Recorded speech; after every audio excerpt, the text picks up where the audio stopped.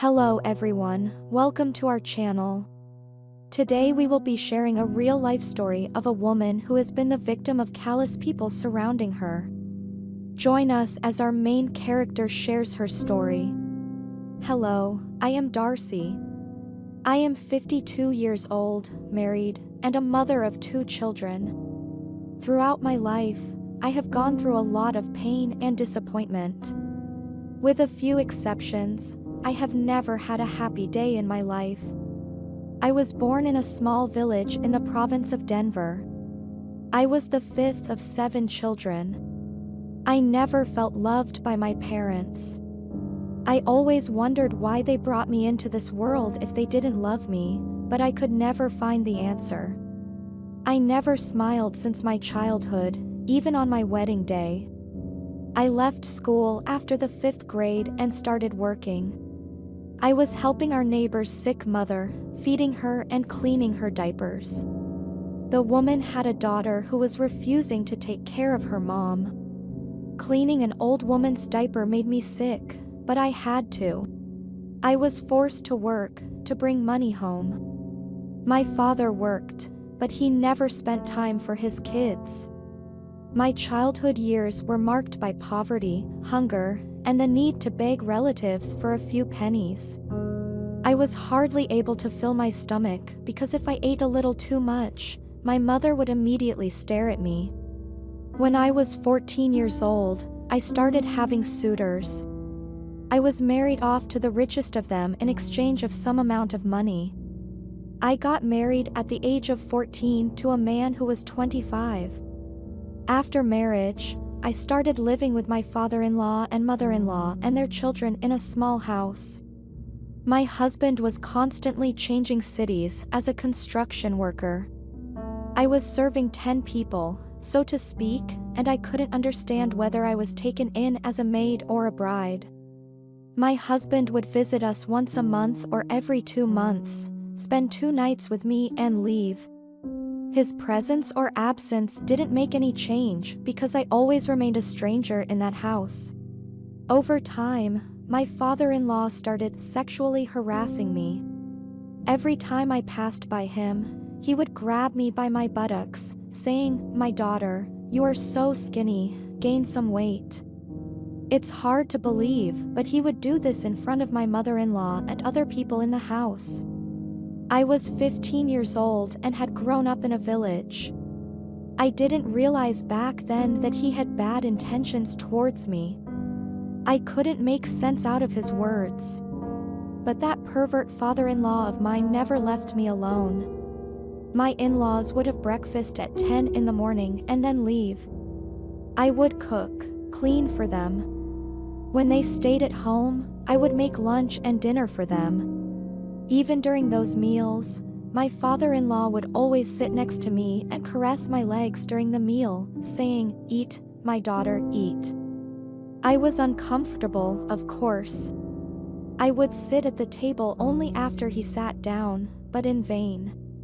He would catch me elsewhere, sometimes in the kitchen, sometimes in the bathroom. Turns out he had wanted me as his woman, not as a bride for his son. I used to take a shower with my clothes on and as quickly as possible. Once when I was in the bathroom, the door opened and this pervert came right up to me.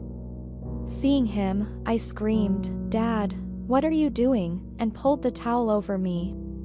"Let me see your beautiful body," he said and pulled the towel off me and threw it on the floor. He had me in that bathroom that day. I screamed and asked for help. But nobody came into the bathroom although all family members were at home. After he was done, he pulled the door and left.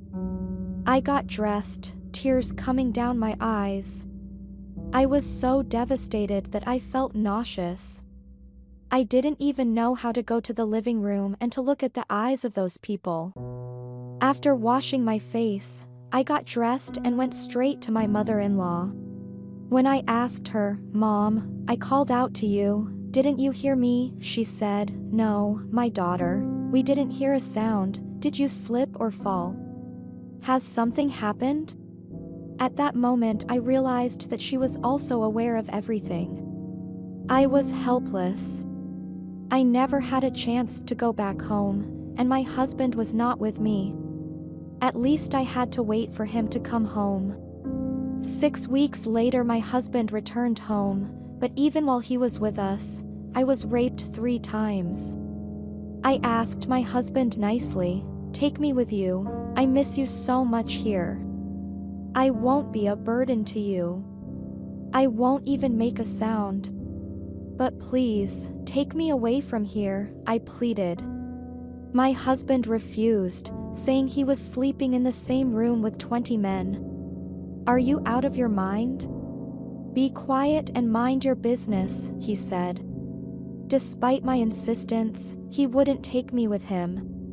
I had to put up with my father-in-law's harassment and rape for 5 more years. I had 2 sons by that time. I always prayed that my children were my husband's. I was 20 years old by then. I was helpless. But there was no one who would help me. One day I heard the best news in my life. My pervert father-in-law had been attacked while sitting in a village cafe after getting into a spat with another villager. The man stabbed my father-in-law in both legs and beat him until he was in a coma. Hearing that news made me smile with happiness, and I thanked God. He didn't die, but his condition was similar to death.